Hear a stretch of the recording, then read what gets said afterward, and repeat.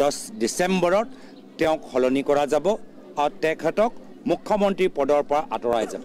সেই কাৰণে তেওঁ সেই ভয়ত, সেই আতংকত, সেই চিন্তাত পৰি, সেই হতাশাত পৰি আজি এনে ধৰণৰ কথাবোৰ ক'বলৈ আৰম্ভ কৰিছে। যুক্তিহীন কথা, তৰ্কহীন কথা, যদিও মুখকৈ বয়সত বেছি ডাঙৰ, কিন্তু তেখেতৰ কথাতে এটা এজন সৰু ল'ৰাৰ কথা আমি শুনা পাইছোঁ।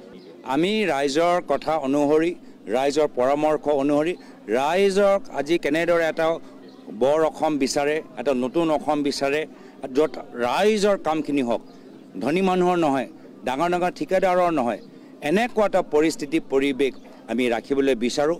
ৰাইজে বহুত আশা কৰিছিলে বিজেপি দলৰ ওপৰত, 10 বছৰ হৈ গ'ল, ৰাইজৰ আশা পূৰণ নহ'ল। সেই আশাটো আমি আগন্তুক দিনত পূৰণ কৰিম। তাতে আমি আটাইতকৈ বেছি জোৰ আৰু মন লগাম। ময়ো ইমান নাজানো, কিন্তু মই কৈছোঁ আমি ৰাজনীতি আমাৰ দৃষ্টি, আমি কেন্দ্ৰ কৰিছোঁ ৰাইজৰ আশামতে। এইবোৰ চব সমস্যা প্ৰত্যেক দলত থাকে, কিন্তু আমাৰ মূল উদ্দেশ্যটো হৈছে যে আগন্তুক দিনত গাঁৱৰ ভিতৰত চৰকাৰী স্কুল খোলা আৰু মদৰ দোকান বন্ধ কৰা। এতিয়া বিজেপি নিজৰ হোৱাটছএপ গ্ৰুপত কি চৰ্চা কৰে তাৰলৈ মোৰ একো চিন্তা নাই।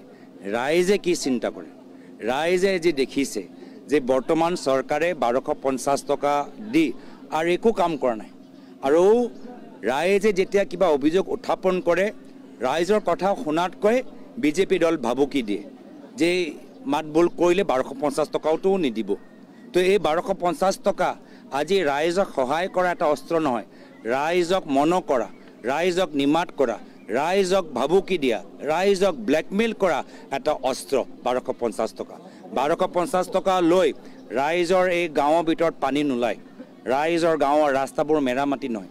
কিন্তু এইখিনি কাম যে চৰকাৰে ক'ব লাগে, সেই 1250 টকা ভয় দেখাই এইখিনি কাম নকৰে। 10 ডিসেম্বৰত তেওঁক হলনি কৰা যাব আৰু তেখেতক মুখ্যমন্ত্ৰী পদৰ পৰা আঁতৰাই যাব। সেই কাৰণে তেওঁ সেই ভয়ত, সেই আতংকত, সেই চিন্তাত পৰি, সেই হতাশাত পৰি আজি এনে ধৰণৰ কথাবোৰ ক'বলৈ আৰম্ভ কৰিছে। যুক্তিহীন কথা, তৰ্কহীন কথা, যদিও মুখকৈ বয়সত বেছি ডাঙৰ, কিন্তু তেখেতৰ কথাতে এটা এজন সৰু ল'ৰাৰ কথা আমি শুনা পাইছোঁ। আমি ৰাইজৰ কথা অনুসৰি, ৰাইজৰ পৰামৰ্শ অনুসৰি ৰাইজক আজি কেনেদৰে এটা বৰ অসম বিচাৰে, এটা নতুন অসম বিচাৰে, য'ত ৰাইজৰ কামখিনি হওক, ধনী মানুহৰ নহয়, ডাঙৰ ডাঙৰ ঠিকাদাৰৰ নহয়, এনেকুৱা এটা পৰিস্থিতি পৰিৱেশ আমি ৰাখিবলৈ বিচাৰোঁ।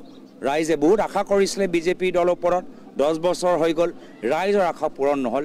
সেই আশাটো আমি আগন্তুক দিনত পূৰণ কৰিম। তাতে আমি আটাইতকৈ বেছি জোৰ আৰু মন লগাম। ময়ো ইমান নাজানো, কিন্তু মই কৈছোঁ আমি ৰাজনীতি আমাৰ দৃষ্টি, আমি কেন্দ্ৰ কৰিছোঁ ৰাইজৰ আশামতে। এইবোৰ চব সমস্যা প্ৰত্যেক দলত থাকে, কিন্তু আমাৰ মূল উদ্দেশ্যটো হৈছে যে আগন্তুক দিনত গাঁৱৰ ভিতৰত চৰকাৰী স্কুল খোলা আৰু মদৰ দোকান বন্ধ কৰা। এতিয়া বিজেপি নিজৰ হোৱাটছএপ গ্ৰুপত কি চৰ্চা কৰে তাৰলৈ মোৰ একো চিন্তা নাই। ৰাইজে কি চিন্তা কৰে? ৰাইজে যি দেখিছে যে বৰ্তমান চৰকাৰে 1250 টকা দি আৰু একো কাম কৰা নাই, আৰু ৰাইজে যেতিয়া কিবা অভিযোগ উত্থাপন কৰে, ৰাইজৰ কথা শুনাতকৈ বিজেপি দল ভাবুকি দিয়ে যে মাতবোল কৰিলে 1250 টকাওতো নিদিব। তো এই 1250 টকা আজি ৰাইজক সহায় কৰা এটা অস্ত্ৰ নহয়, ৰাইজক মন কৰা, ৰাইজক নিমাত কৰা, ৰাইজক ভাবুকি দিয়া, ৰাইজক ব্লেকমেইল কৰা এটা অস্ত্ৰ 1250 টকা। 1250 টকা লৈ ৰাইজৰ এই গাঁৱৰ ভিতৰত পানী নোলায়, ৰাইজৰ গাঁৱৰ ৰাস্তাবোৰ মেৰামতি নহয়। কিন্তু এইখিনি কাম যে চৰকাৰে ক'ব লাগে, সেই 1250 টকা ভয় দেখাই এইখিনি কাম নকৰে।